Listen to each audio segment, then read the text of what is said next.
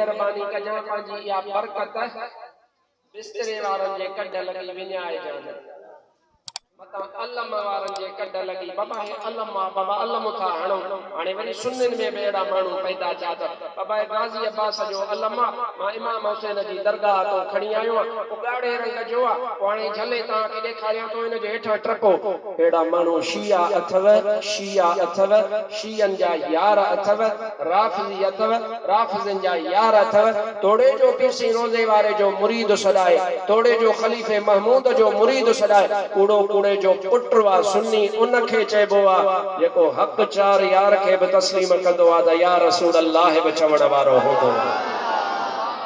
इन जे करे जमात सगोरी अल्हम्दुलिल्लाह अल्लाह ताला असा के मेहरबानी फरमाई आ दरगाह शरीफ जा आलिम मौजूद आहिन असा के अंधा कोन आहियूं जो असा बियन जे कढ लगंदासी इंशाअल्लाह ताला असा के नको बिस्तरो खपे नको उस्तरो खपे नको असा के अलम खपे असी फिरके वारियत जी गाल पसंदी कोन कंदा आहियूं पर असा पाजे अकीदे जी गाल डंके जी चोट ते बयान कंदा आहियूं अकीदो असा जो या रसूल अल्लाह चवण वारो आ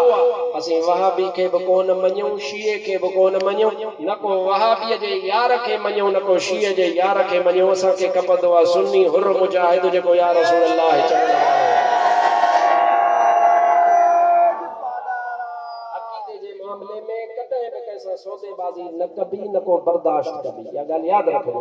अकीदे जो जेको मामलो आ आजकल धराई इंदी थी वने सियासतदानन मा तमा मुतासिर थियो था ये सियासतदान कदान उनन जी सियासी मजबूरी आ उन सा बोथिया हुन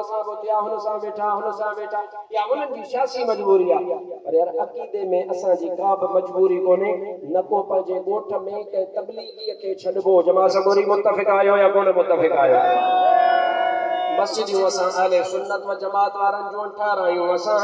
असा जो मस्जिदियों उनन में बे के अचण जी का भी इजाजत काने जेकरे को चवे ना अल्लाह की मस्जिद है हमें आने दो अल्लाह जी मस्जिद आ वो जो ठीक आ तो रायविंड वाली मस्जिद में मुफ्ती के टाइम वठी दे तो मुफ्ती हली उते तकरीर करे पुलिस अल्लाह वाली मस्जिद है लिखी जो असा के ता स्टाम्प पेपर ते ता जी रायविंड वाली जेका मस्जिद आ या तमा जो जेको कराची वारो मदरसो आ वडो उन जी जामिया मस्जिद में जुम्मो फकीर हक नबी सिकंदरी पढ़ाईंदो तो मौलविन का इजाजत वठी आ ओ मा फकीर हली उते ता जा पोल पधरा कया त को जमाने के खबर पवे को दिसो त तमा केतरा जे के जो अल्लाह की मस्जिद है अल्लाह की मस्जिद है मस्जिदियों घर अल्लाह जो आहिन पर बनायूं असा सुन्नत जमात वारान या रसूल अल्लाह चवण वारन जो मस्जिदियों आहिन न कहीं तबलीगी के बर्दाश्त कबो ढेड़ो न कबो फसाद न कबो एड़ो को कम न कबो जो कानून के खिलाफ होजे पर पाजे गोठ में उनन के नको अचण दिबो न कोई उन जी का इजाजत वा जेके इख्तिलाफ करनो आ वो भले इख्तिलाफ करे पंजो वनी मस्जिदियों ठहराए लिहाजा असा जो कहीं भी गुस्ताख सा ताल्लुक न है को गुस्ताख रसूलुल्लाह जो होजे गुस्ताख अहल बैतन जो होजे गुस्ताख असहाबे रसूल जो होजे गुस्ताख वलियन जो होजे मुझे महबूब जे चैन यारन जो दुश्मन होजे असी उनन के बर्दाश्त कोन कदासी असा के अकीदो इमामुल आरिफीन पी से रोजे धनी रबर पाना पढ़ायो अब मुत्तफिक जेको आए वो हथ मथे करे चए